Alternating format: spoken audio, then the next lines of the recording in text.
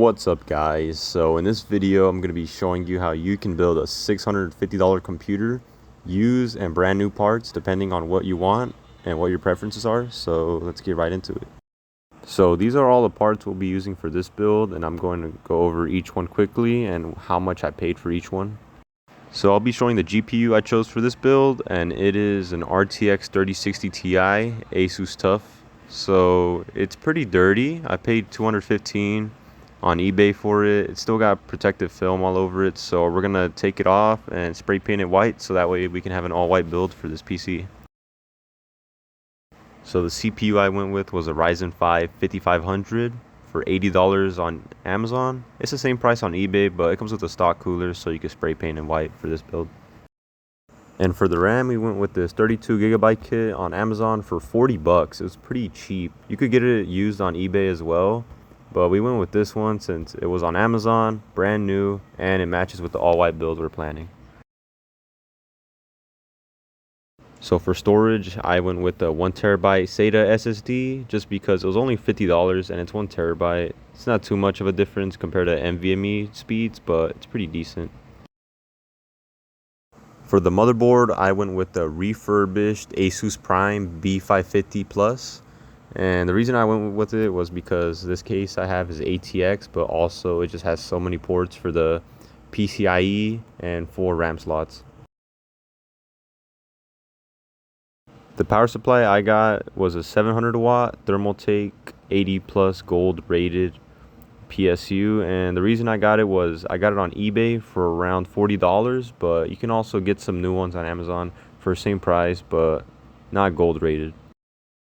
And last but not least, for the last component is these white Asia Horse PSU extension cables, and the reason I chose them is because Asia Horse is very reliable, but also they just look very clean, especially for this all white PC build. And the case I went with this build was the Foifkin ATX White. I'm not too sure what the name is, but it comes with 5 argb fans, and I bought it for $70 on Amazon. A downside of it though is it doesn't include an argb remote, but thankfully the Asus Prime motherboard had one already. If you are building a PC for the first time, a good tip I can give you is to just set up the motherboard on top of your cardboard box and the anti-static wrap, and then just insert the CPU, the RAM, and the cooler on top of it. That way it's just really easy and you don't got to do it while it's screwed in the case. Also, don't forget to line up the triangles with the CPU and the motherboard. I would really recommend for you to spray paint the outer shroud of the stock cooler white if you know what you're doing. If you don't, just leave it, it's okay, but it would be nicer if you have it like that. So once you got the cooler, the CPU, and the RAM set up, now you can put it on the case. If your motherboard comes with one, don't forget to put the IO shield inside the case. You always want to put that first, and then you put the motherboard second. So once you got your IO shield in there, you want to insert your motherboard and line up the ports from your motherboard to the holes on the IO shield.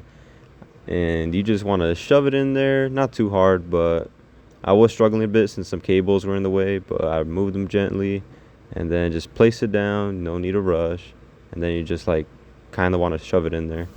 But also make sure you line up the holes, that way you can screw down the motherboard. So now we'll be inserting the PSU, and usually you want to check where the PSU can get fresh air from. So as you can see, it has a big fan, and this PC case takes fresh air in from the bottom, so we're going to be facing the fan downward, that way you can get all the fresh air needed so it doesn't overheat.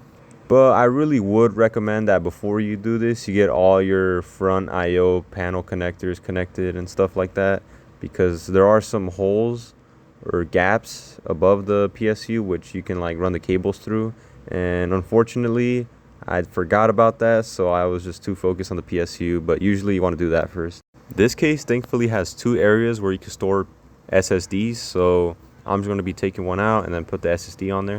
So now as you can see, I got the SSD hooked up on there with some screws, and now we just got to screw it back on there, and yeah.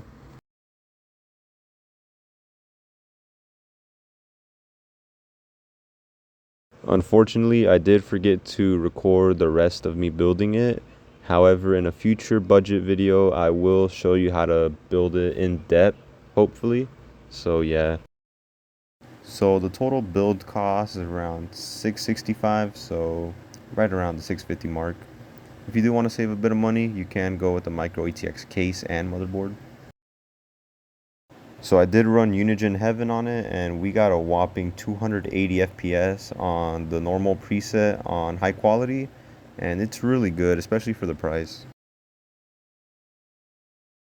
If you enjoyed the video, please make sure to leave a like, subscribe, and comment down any questions or feedback you may have, but also like any other budget builds you'd like to see in the future, since that's what this channel is primarily focused on.